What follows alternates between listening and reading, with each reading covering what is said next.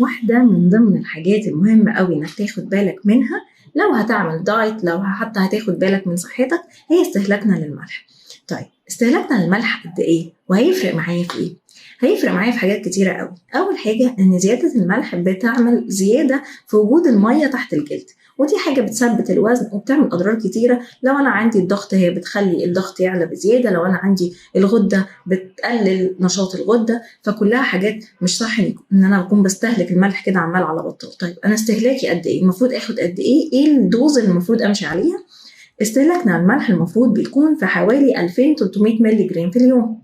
اللي هم كام يعني ال 2300 مللي جرام دول؟ اللي هم معلقتين شاي صغيرين.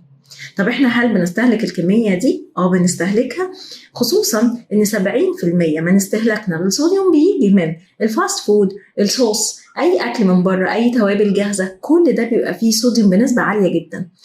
30% بس هي الملح اللي انا بستخدمه اثناء الاكل، او لو انا هاكل من البيت، او الحاجات الموجوده اوريدي في بعض الخضروات والفاكهه بيبقى فيها نسبه صغيره من الصوديوم. كل ده على بعض 30%. لكن اللي اقدر اشيله من حساباتي ال 70% اللي موجوده في اي صوص بقى، كاتشب، مايونيز، لو انا هاكل بره.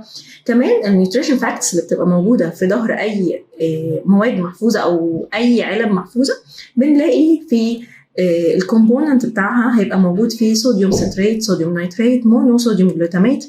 ده الموجود في المرقه، في البرجر الجاهز، في اللي هو بنسميه الملح الصيني، وده مشكله كبيره لوحده. فناخد بالنا من استهلاك الملح، لان هي حاجه مش هيلثي خالص لينا، بس ان احنا ناخد الكميه المصرح بيها. كمان لو نقصنا 1000 مللي جرام، يعني خدنا بس 1500، ده هيبقى تمام جدا. جسمي اصلا ما بيحتاجش غير 500 مللي جرام بس، اللي هو قد ربع معلقه شاي صغيره من الملح.